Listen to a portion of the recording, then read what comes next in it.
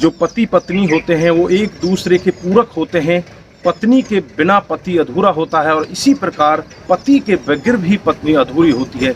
लेकिन आज की जो कहानी मैं आपको बताने जा रहा हूँ, इसमें एक पति अपनी पत्नी पर इतनी ज़बरदस्त क्रूरता दिखाता है।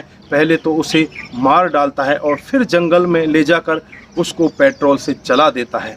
जब कुछ थोड़े बहुत अवशेष उसके बच जाते हैं, उन्हें ले जाकर आगरा कैनाल में फेंक देता है। दोस्तों, ऐसा क्या हुआ जो पति इतना क्रूर हो जाता है और अपनी पत्नी जिसे वो बहुत ज़्यादा प्यार करता था उसके साथ में इतनी बड़ी बर्बरता करता है। आइए दोस्तों, जानते हैं पूरा मामला क्या था। नमस्कार, जय हिंद। आप देख रहे हैं APH न्यूज़ राहुल रावत के साथ। तो दोस्तों, आज की जो दिल दहलाने वाली कहानी है, ये हरियाणा में एक ज़िला पड़ता है पलवल, और पलवल ज़िले का ही एक गाँव है बवाना गाँव। ये बवाना गाँव की कहानी है। यहाँ पर एक शशिकांत नाम का एक व्यक्ति रहा करता है और जिसकी 10 साल पहले शादी हो जाती है, और जिससे शादी होती है उसका नाम होता है गुड्डी। गुड्डी बिहार से शादी करके उसके साथ आती है और वो पहले अच्छे से रहने लगते हैं। आज उनको एक 8 साल का बच्चा भी है, लेकिन कुछ दिन पहले से ही उनमें आपस में झगड़ा होने लगता है और झगड़ा भी इस कदर हो जाया करता है, कई बार अड़ोसी पड़ोसी आकर उनका बीच बचाव करते हैं। लेकिन ये रोज़ रोज़ का वाक़या हो जाता है, रोज़ रोज़ उनका आपस में झगड़ा होता है। इस झगड़े को देखकर पड़ोसी भी उनके पास जाना बंद कर देते हैं। दोस्तों, 29 जुलाई 2022 का ये मामला है। 29 जुलाई 2022 को शशिकांत और उसकी पत्नी गुड्डी का जमकर झगड़ा होता है और झगड़े के बाद से ही गुड्डी गायब हो जाती है। अब इधर गुड्डी का भाई और गुड्डी का पिता उसके घर पहुंच जाते हैं और उसकी तलाश में होते हैं। उसके पति शशिकांत से पूछताछ करते हैं। शशिकांत कुछ भी बताने के मूड में नहीं होता, लेकिन जब उसका भाई और उसका पिता सख्ती के साथ पूछताछ करते हैं, उसे धमकाया जाता है, उसे डराया जाता है। मार के डर से शशिकांत थोड़ी देर में ही सब कुछ उगल देता है। वो बताने लगता है कि मेरी और मेरी पत्नी गुड्डी की 29 तारीख को लड़ाई हुई थी और लड़ाई भी बहुत ज़्यादा हो चुकी थी। उसमें पति शशिकांत ने गुड्डी को जमकर मारा और मारते मारते उसे इतना मारता है कि वो मर ही जाती है। अब उसके हाथ पैर फूल जाते हैं। अब वो करे भी तो क्या करे। अपनी पत्नी की डेड बॉडी को उठाता है और पड़ोस के ही जंगल में जो खंडर है वहाँ ले जाता है और वहाँ जाकर पहले लकड़ियाँ इकट्ठी करता है और फिर उनके ऊपर पेट्रोल डालता है और पेट्रोल से उसको जला देता है। उस रात को हल्की हल्की बारिश भी हो रही थी, तब वो डेड बॉडी पूरी तरह नहीं जलती।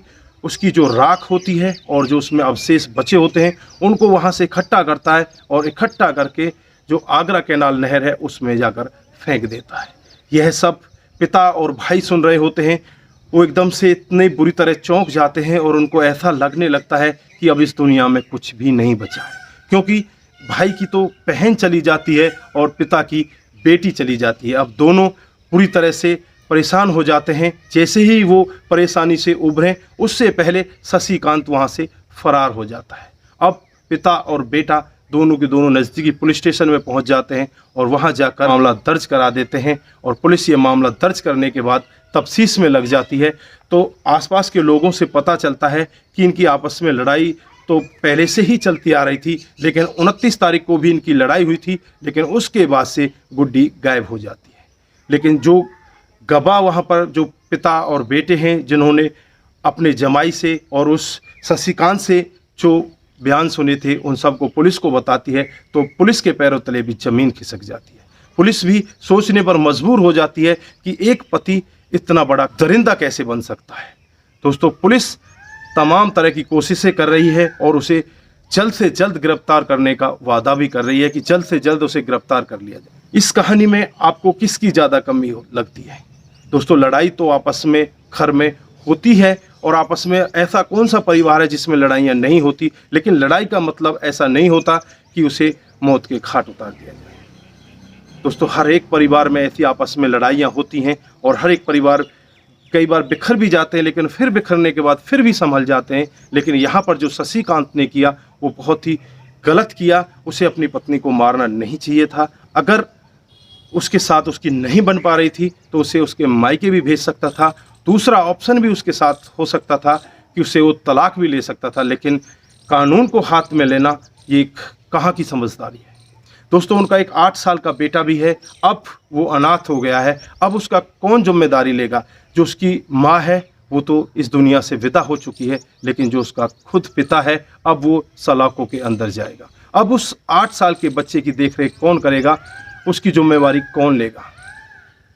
दोस्तों जो इन्होंने किया वो बहुत गलत था। और आपकी राय क्या है? आप भी अपनी राय कमेंट बॉक्स में ज़रूर बताइएगा कि इसमें किसकी ज़्यादा कमी है।